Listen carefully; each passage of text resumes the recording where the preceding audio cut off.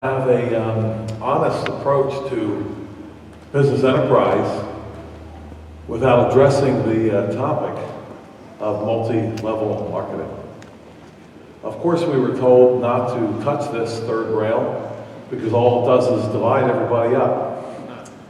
But how can you not address it? So here we go.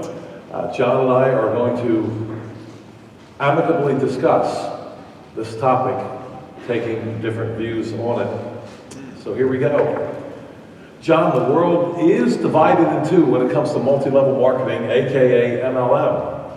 Some believe it's okay, others disagree, and there are very few in Western society who are ambivalent about it. For most people, it's either sign me up or get off my phone, not a lot of middle ground. Personally, I am not a fan. But that's irrelevant, and there is a lot of marketing of which I'm not a fan. My premise is that there's nothing inherently unbiblical about multi-level marketing.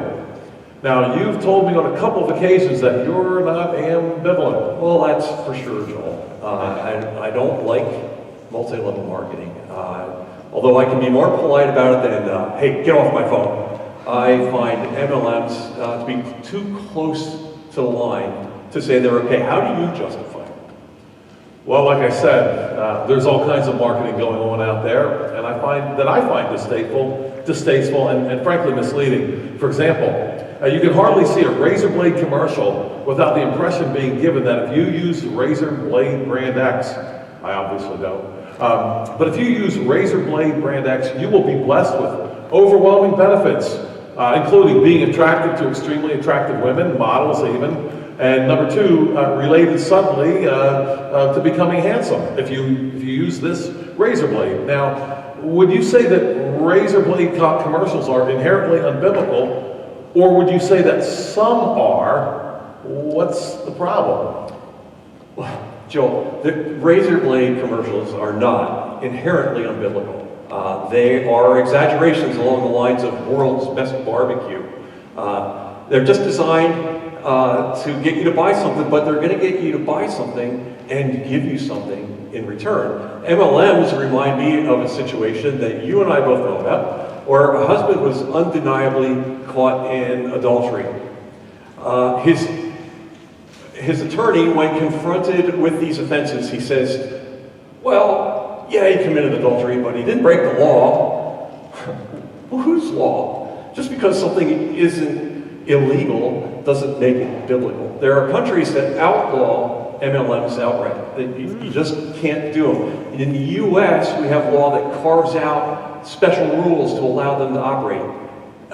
If an MLM operates here according to the strict letter of the law, then they're protected from prosecution.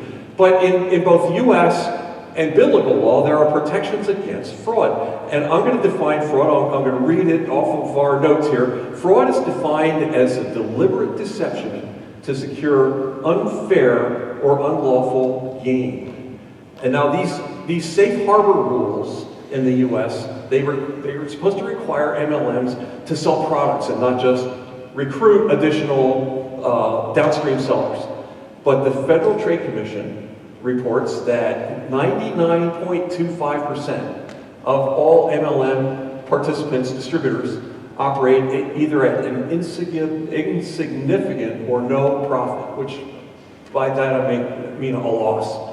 And so while those statistics might be fine printed in the recruiting documents, it's certainly not the dream that's being portrayed. When fewer than 1% of your participants in a network can make any money, that's close enough for me to call it fraud. But under US law, it can't be prosecuted that way. So yeah, well, nobody makes any money, but it's not against the law. So, and for me, MLMs as a class are deliberate deceptions to secure unfair gain for the top level people. It's fraud in the inducement. It's a quack. This is a duck situation. Well, John, by bringing up adultery, could you have in fact undermined your case? Adultery may not be against a law, but it is. But in our country, knowing, of course, that there's only one law and one lawgiver, all the rest are codes. It's against the law, capital T, capital L, and obviously as theonomists, we understand that. But so far, your argument is that MLMs as a class meaning any marketing that apparently consists of more than one level is inherently fraudulent. As you've defined fraud as deliberate deception to secure unlawful or unfair gain. Now, I think you're really going to have to tiptoe through the tall tulips here to evaluate all marketing.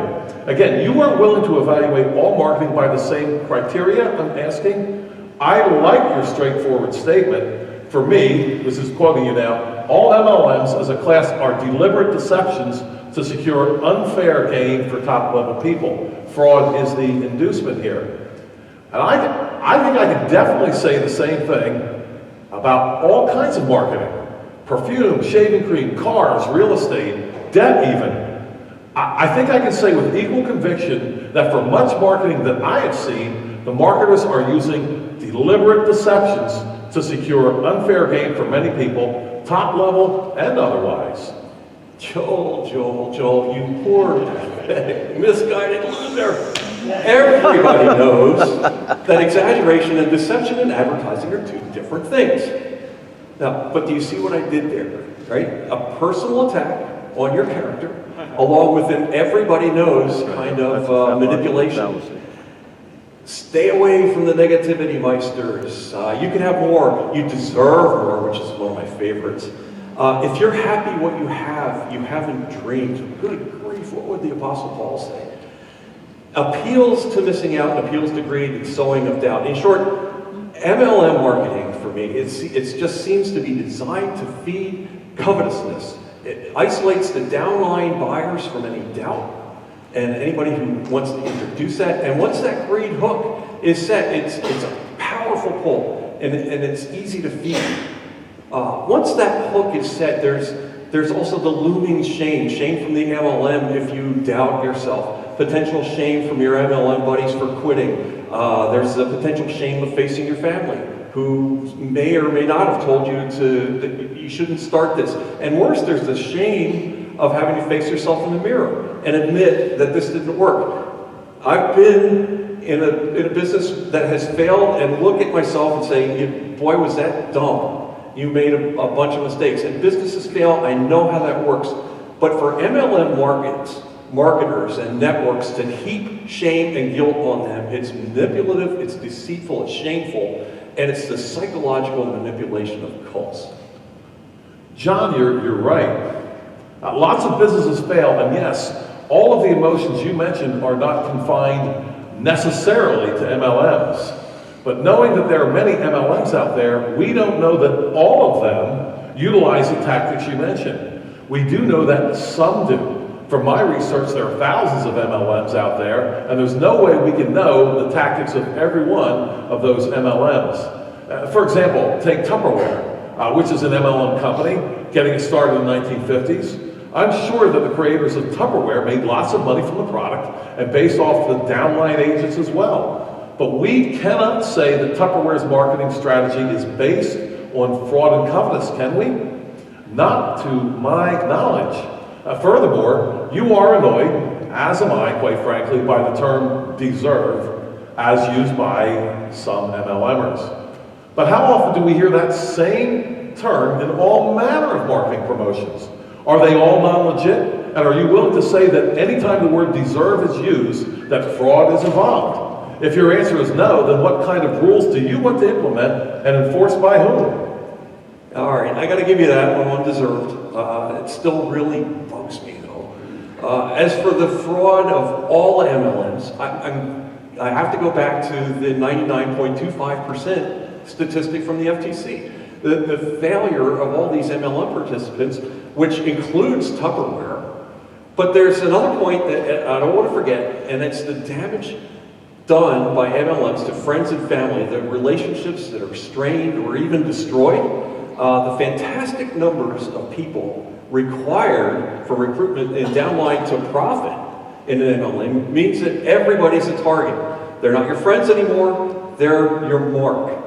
Mom and dad tend to be the easy ones who's going to say no to Junior, but who in this room has not received one of those phone calls about getting together to talk over a new and exciting business opportunity? Knives and kitchen implements and toys and underwear and anything. It's all got some MLM working the streets to snare a recruit. Yes, John, this happens in MLM businesses.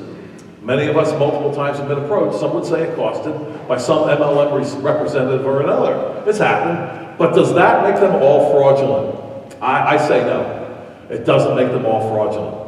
I'll wrap up with a personal example. When I was a kid growing up in the 60s, my mom would buy from the Fuller Brush guy that came knocking on our door. As I understand it, Fuller Brush was and remains a network marketing, a type of MLM company. The products were quality. And I don't believe that any fraudulent activity was involved, at least not that we could see. And that's my point. All MLMs are not created equal. They do not all promote covetous greed or broken relationships. In the case of Tupperware and Fuller Brush, they actually promoted and promote good products. I remember as a kid using Amway SA8. We thought it was really good soap, and we used it. Yes, we can feel disgust because of the tactics used by some MLM companies, and I would say not necessarily limited to them. So we can feel disgust because of that. But we can also feel grateful and thankful because of the products of many MLM companies as well. It's fair, Joel, that you focus on the products. Some of the products, maybe even most, are good. But as a class, there are too many MLM examples of the goods ending up in the garages of the downline agents unable to sell them or return them.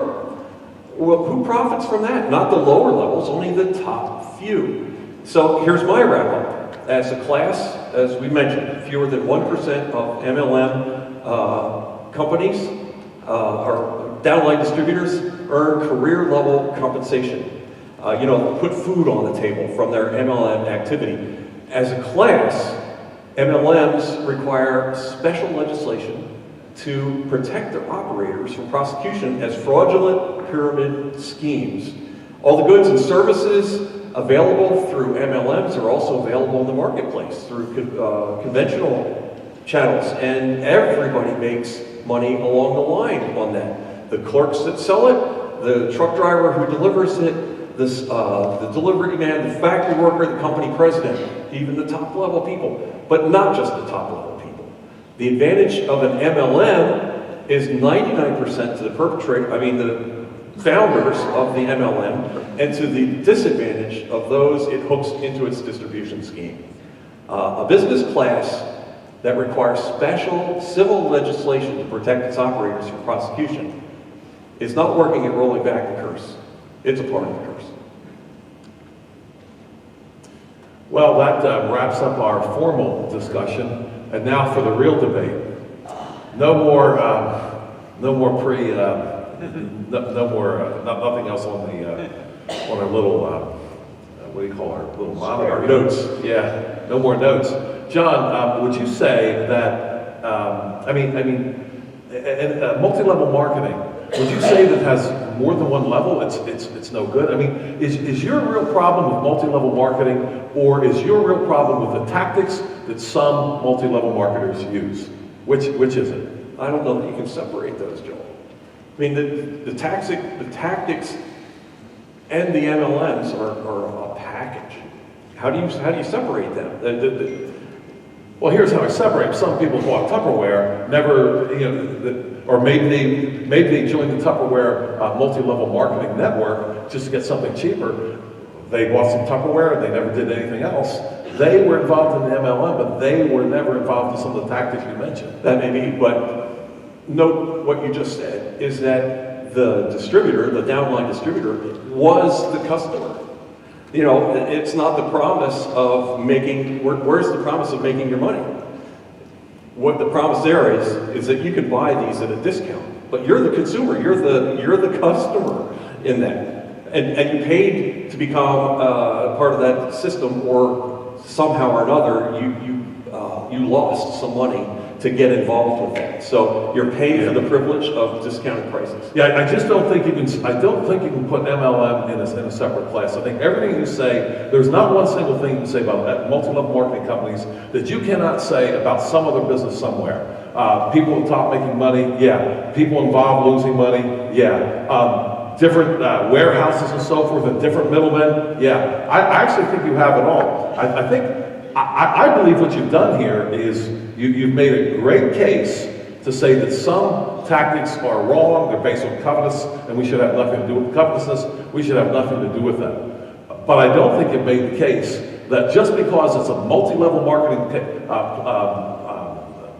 system somewhere means that it's automatically sinful. Would you agree that that's the truth? You hate some tactics, but you really can't say that, biblically speaking, something with its multi-level marketing somewhere is somehow inherently sinful.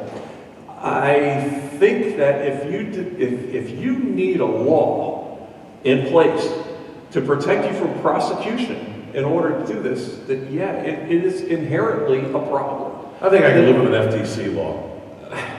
I don't trust them anyway. Well, I mean, I understand that, and I'm talking about the government here, and the government, as we've talked about often already this weekend, is usually the enemy. But they do wield the sword, and they do prosecute fraud.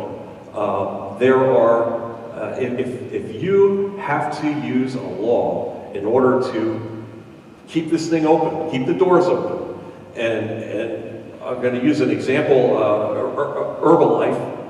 It's well known that they were prosecuted for fraudulent tactics when they settled with the FTC. The FTC's language, and I don't have it right in front of me, but it said something along the lines of, if you abide by these steps and start to conduct a legitimate business, we're going to leave you alone.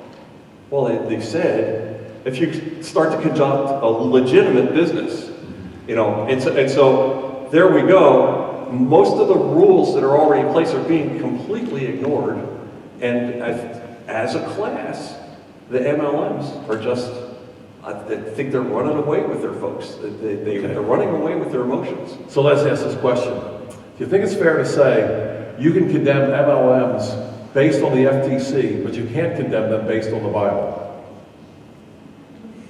No, because I believe a fraud is a fraud.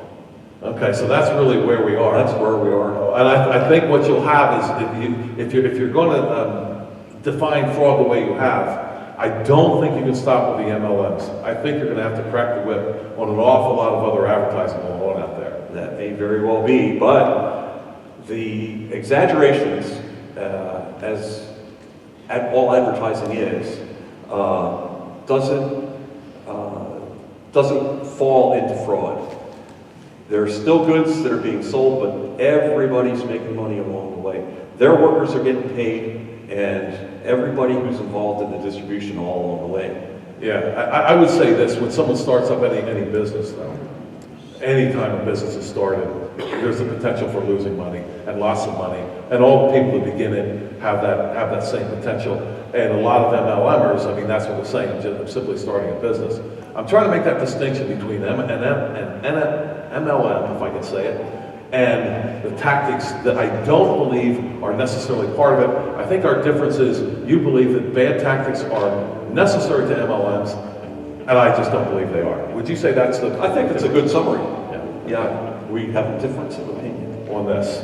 I want to thank you very much for your kind attention. There's the music.